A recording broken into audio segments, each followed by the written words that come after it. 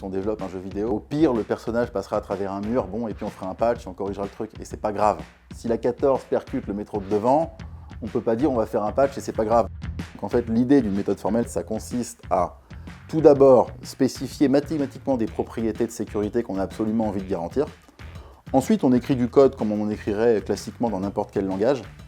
Et là, en fait, ce que fait l'atelier B, c'est qu'il vient intervenir là-dessus pour dire on va générer des obligations de preuve par rapport à ce que vous avez codé et par rapport à ce que vous avez spécifié. Et on va vérifier que ces deux choses sont cohérentes. Si jamais il y a une incohérence entre les propriétés que vous vouliez satisfaire et le code que vous avez écrit, alors il y aura des obligations de preuve qui ne vont pas être prouvables. Vous ne pourrez pas prouver tout.